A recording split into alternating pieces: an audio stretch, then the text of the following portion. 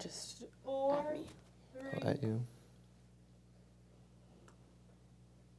Hello, and welcome to another episode of Life After High School. Today we'll be talking to Tyler Gotwald, who went straight into the workforce after graduation. So, Tyler, what job do you currently have? I work for Penline Services as a laborer, and I was hired as a seater, but I currently work guide rail since it's wintertime. Could you tell me a little bit more about what you do?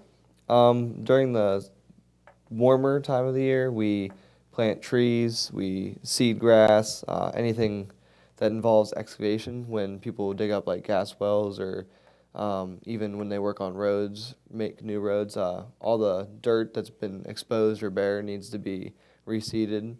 And if there's areas that they had to tear down trees, we have to replant that. With guide rail, we kind of do either maintenance or if they build a new bridge, we install all the new guide rail so you either don't hit the new bridge or go off the bridge.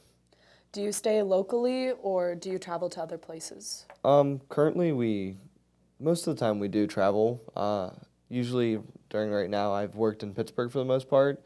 A couple times I've been up in Erie, but sometimes we'll inch over to Ohio from Pittsburgh. But it's wherever really the big accidents are. It's kind of, you have to keep up on the maintenance because if anything's exposed as a hazard, it needs to be fixed.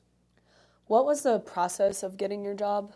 I applied pretty much right after graduation, and I didn't get hired till really the end of September is when I was able to start working for them.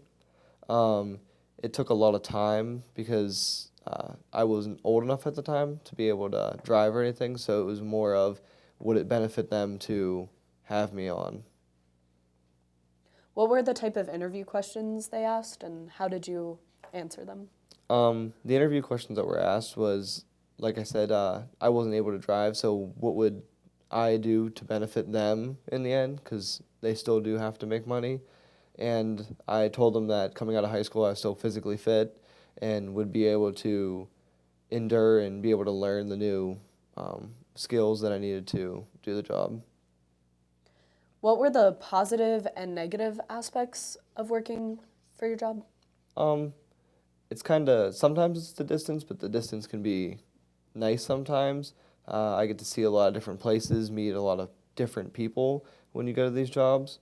Like when we go to Ohio, it's kind of, you wake up really early in the morning to leave there because you have to be there at daylight. So if we go to a different job, sometimes you got to be up at like 2 in the morning to drive to a different state to be able to work.